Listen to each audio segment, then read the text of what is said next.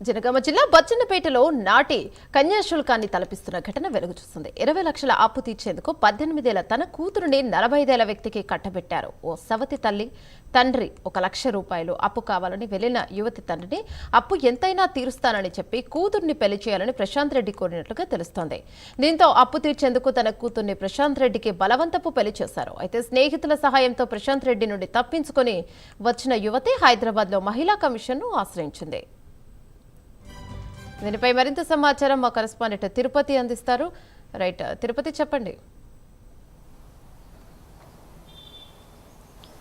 యమున, జనగామ జిల్లా బచ్చన్నపేటలో దారుణ ఘటన వెలుగులోకి వచ్చింది. నాటి కళ్యాణ శుకాన్ని తలపించేటువంటి ఘటన జరిగినట్టుగా జనగామ జిల్లాలో చర్చ జరుగుతూ ఉంది. ఒకసారి ఆ తండ్రి వ్యవహరించినటువంటి తీరు పట్ల ఇప్పుడు సభ్య సమాజం తలదించుకునేలా వ్యవహరించారంటూ కూడా మహిళా సంఘాలు కావచ్చు, మిగతా ప్రజా సంఘాల నేతలంతా ఆరోపణలు చేసినటువంటి దృశ్యాలు అయితే కనిపిస్తూ ఉన్నాయి. ఇటు 20 లక్షల అప్పు తీర్చేందుకు 18 ఏళ్ల కూతుర్ని బీఆర్ఎస్ పార్టీ సంబంధించినటువంటి లీడరు వార్డు మెంబర్కు కట్టబెట్టినటువంటి పరిస్థితి కనబడుతుంది. ఇప్పుడు ఈ అంశమే తెలంగాణ రాష్ట్ర వ్యాప్తంగా హాట్ టాపిక్ గా మారింది. అప్పు తీర్చేందుకు ఎట్లా 18 ఏళ్ల కూతుర్ని బలవంతపు పెళ్లి చేస్తారంటూ కూడా ఒక చర్చ అయితే కొనసాగుతున్నటువంటి పరిస్థితి కనబడుతుంది. మే 8వ తారీఖున వివాహం చేశారు. ఆ 1 లక్ష రూపాయల అప్పుకు వెళ్ళినటువంటి ఆ తండ్రికి ఆ బీఆర్ఎస్ పార్టీ సంబంధించినటువంటి ప్రశాంత్ రెడ్డి, నీ ఆ అప్పు మొత్తం ఎంత ఉంది, అప్పును తీరుస్తాము కానీ తన కూతురుని తనకి ఇచ్చి పెళ్లి చేయాలని కోరారు. ఈ నేపథ్యంలో అప్పు తీర్చేటువంటి పరిస్థితి వెళ్తుంది. ఒకవైపు కూతురు పెళ్లి అవుతున్నటువంటి భావనకు వచ్చినటువంటి రెండో భార్యను ఒప్పించి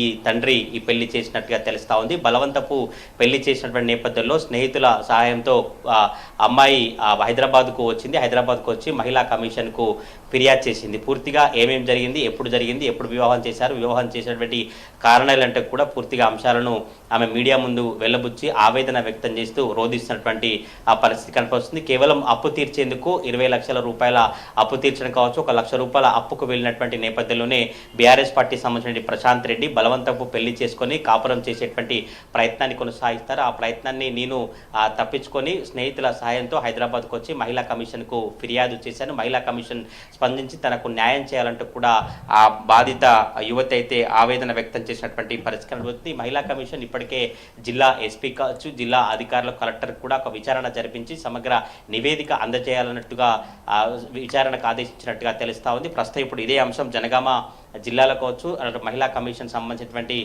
చర్చ అయితే కొనసాగుతున్నటువంటి పరిస్థితి కనబడుతుంది. మహిళా కమిషన్ కావచ్చు రాష్ట్ర ప్రభుత్వం స్పందించి తన తల్లిపై కావచ్చు తండ్రిపై చర్యలు తీసుకోవాలి. తనకు ఇష్టం లేని బలవంతపు పెళ్లి కేవలం అప్పుల కోసం, డబ్బు కోసం మాత్రమే పెళ్లి చేశారు, ఎందుకని ఇట్లా వ్యవహరించినటువంటి పరిస్థితి. ఇప్పటికైనా ఎవరెవరైతే పెళ్లి చేశారో ఇటు తల్లిదండ్రులతో పాటు బీఆర్ఎస్ పార్టీ సంబంధించినటువంటి నేత ప్రశాంత్ రెడ్డిపై కూడా చర్యలు తీసుకోవాలంటూ కూడా ఆ యువతి అయితే రంగారెడ్డి జిల్లా కోర్టు ముందు మీడియాకు ఆవేదన వెళ్ళబుచ్చినటువంటి పరిస్థితి కనబడుతుంది. ప్రజెంట్ మరి ఈ అంశంపై ప్రశాంత్ రెడ్డి కావచ్చు, ఇటు ఆ యువతి తండ్రి ఎట్లా స్పందించిన చర్చ అయితే కొనసాగుతుంది. మరొక వైపు వేరే ఒక రకమైన చర్చ కొనసాగుతుంది. ఇష్టం ఉన్నటువంటి పెళ్లి చేశాము, బంగారం కూడా పెట్టాము, అప్పుడు యువతి ఒప్పుకుంది. కానీ ఇప్పుడు యువతి ఇట్లా ఆరోపణలు చేస్తున్నట్టు కూడా బీఆర్ఎస్ పార్టీకి సంబంధించినటువంటి ప్రశాంత్ రెడ్డి చెప్తున్నట్టుగా తెలుస్తుంది. మరి చూడాలి ఈ అంశం ఎటువైపు దారితీస్తుంది. మహిళా కమిషన్ సంబంధించినటువంటి అధికారులు విచారణలో ఏం తెలుతా ఉంది, పోలీసులు ఎట్లా వ్యవహరించిన చర్చ అయితే కొనసాగుతుంది. ఇప్పటికే తన రాజకీయ పలుకుబడిని ఉపయోగించి యువతి స్నేహితులపై దొంగతనం కేసు పెట్టించినట్టుగా జనగామ జిల్లాలో చర్చ అయితే కొనసాగుతుంది.